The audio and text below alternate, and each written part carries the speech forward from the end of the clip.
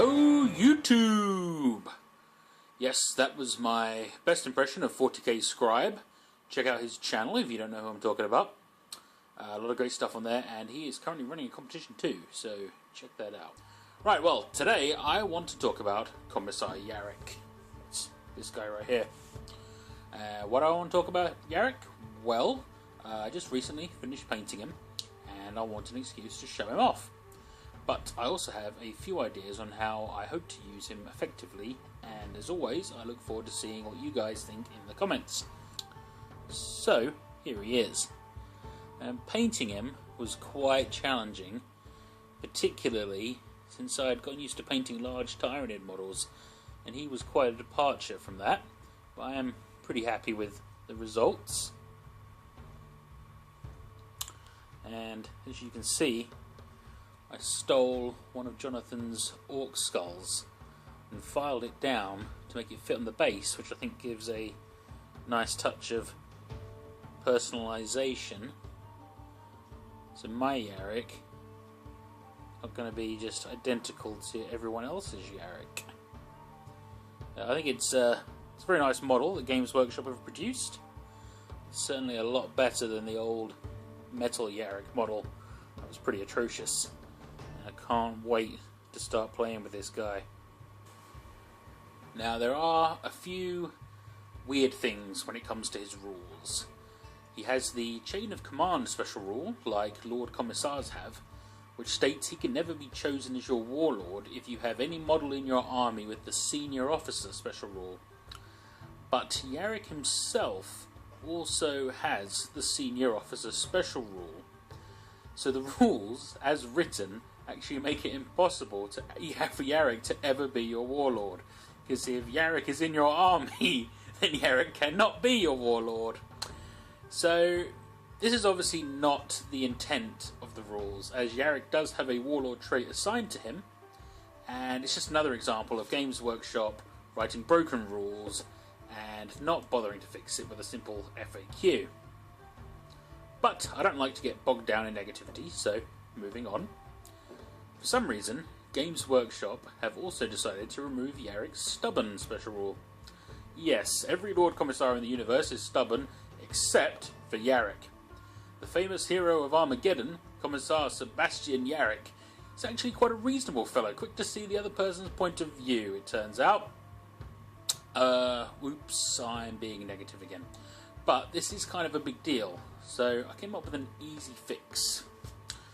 The Inquisition. I love Inquisitors. I love everything about them. I love the fluff. I love how you can currently use them in the game.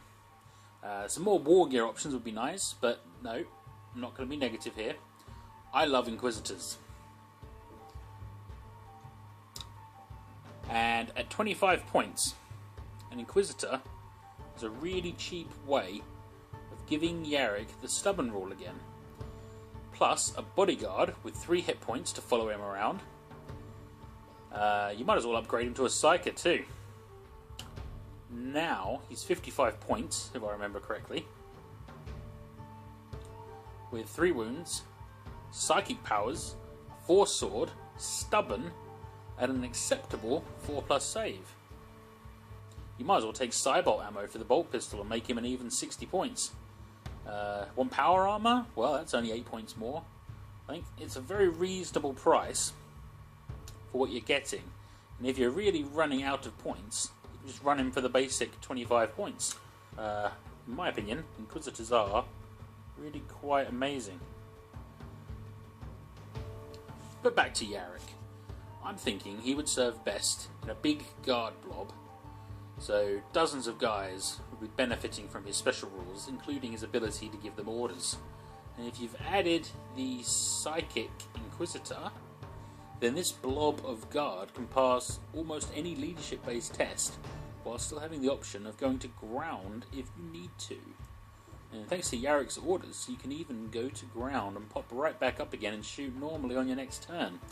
And with Yarrick's Power Claw and the Inquisitor's Force Sword, you can be dangerous in an assault too.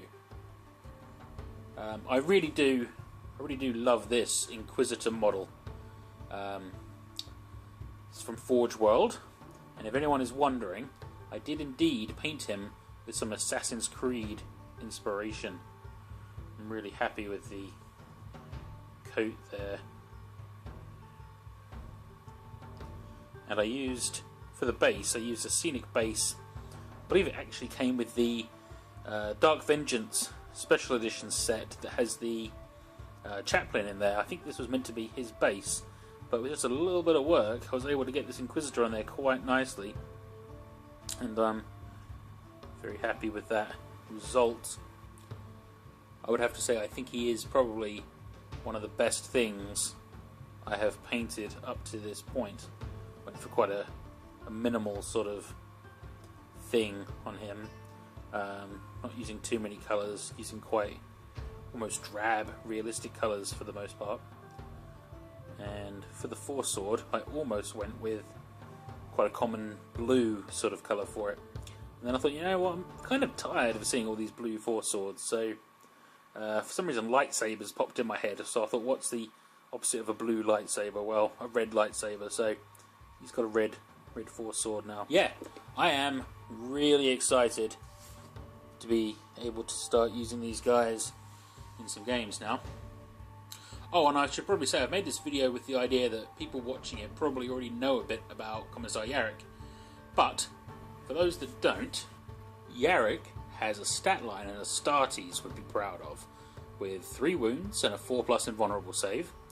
He's an Eternal Warrior, so no instant death, and if he does lose his last wound and go down the hard way, he gets a 66% chance of getting back up again. A bit like a Necron might, really. He's got a Storm Bolter, and that's just a nice standard gun to have, really. As well as, essentially, he's got a hotshot las pistol in the form of his Bale Eye, that cybernetic eye you can see on the model there. And that has the stats of a hotshot las pistol that he gets to shoot in addition to another weapon. So you can shoot the Storm Bolter and that hotshot las pistol. And then he's got a bolt pistol and a close combat weapon as well. This guy is just teeming really with tech and weapons. And of course he has this huge Orc Power Claw, which is just awesome. It looks awesome and it functions just like a power fist. That is a great thing to have. And he only costs 145 points. If you ask me, he is well worth 145 points. So thanks for watching, everybody. I've tried to keep this brief, but obviously the Inquisitor friend technique can just as easily be applied in other circumstances too, not just with Yarrick. Yarrick is just a really good example of that. So let me know what you think in the comments, and click that like button if you found this enjoyable or informative, or if you just take pity on me, really. And if anybody's wondering about the guys in the background there, that's a work in progress.